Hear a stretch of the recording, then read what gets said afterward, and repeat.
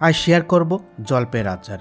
একবার বানালে সারা বছর সংরক্ষণ করে রাখতে পারেন, আর এটা একবার দেখলেই আপনাদের জিভেই অনায়াসে জল চলে আসবে, এতটাই মজার হয়।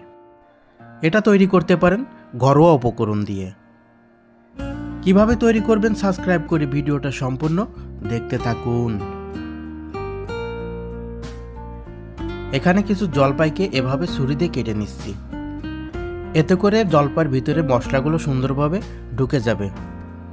আর সবগুলো জলপাইকে একইভাবে কেটে নিয়েছি, আর এগুলোকে আগে থেকে সুন্দরভাবে ধুয়ে নিয়েছিলাম। এখানে একটি ফ্রাই প্যানে 1 চা চামচ জিরা, আস্ত ধুইনি 1 চা চামচ, পাঁচফোড়ন 1 চা চামচ, এভাবে নাড়িয়ে চেড়ে হালকা ভেজে নেব। ভাজা হয়ে গেছে, গুঁড়া করে এখন সাইডে রেখে দেব। প্যানে হাফ কাপ পরিমাণ তেল দিয়ে দিচ্ছি। আচার বানানোর জন্য সরিষার তেলটাই ব্যবহার করতে হবে। তারপর দিয়ে দিচ্ছি 1 চা চামচ পাঁচফোড়ন, 4 থেকে 5টা শুকনা মরিচ, কয়েকটা আস্ত রসুন, সবগুলোকে হালকা করে ভেজে নেব। এরপর দিয়ে দেব 1 টেবিল চামচ সাদা সরিষা বাটা। সরিষা বাটা দেওয়ার সাথে সাথেই তেলের সাথে এটাকে মিশিয়ে নেব। এই আচারটা কতটাই মজার যে একবার হলো বাসায় ট্রাই করতে পারেন আমার ভিডিওটা ফলো করে। সবগুলো ভাজা হয়ে গেলে জলপাইগুলো এখন দিয়ে দেব। জলপাইয়ের সাথে এগুলো ভালো করে মিশিয়ে নিচ্ছি। মিশানো হয়ে গেলে এখানে সামান্য পরিমাণ দিয়ে দিচ্ছি হলুদ গুঁড়া, সামান্য পরিমাণ মরিচ গুঁড়া, তারপর স্বাদযুক্ত পরিমাণ মতন লবণ।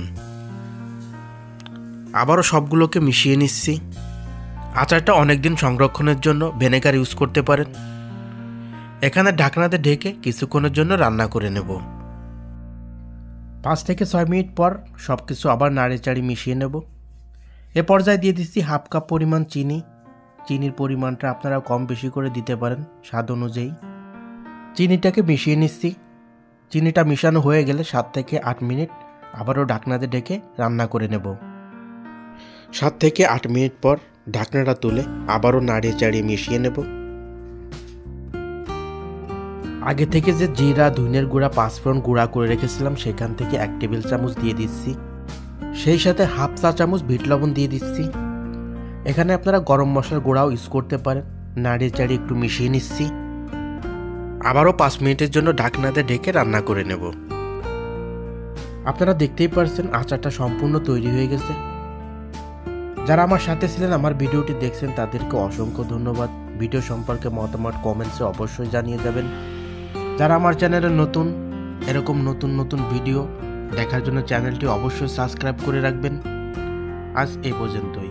খুদা হাফেজ, ভালো থাকবেন, নিজের খেয়াল রাখবেন।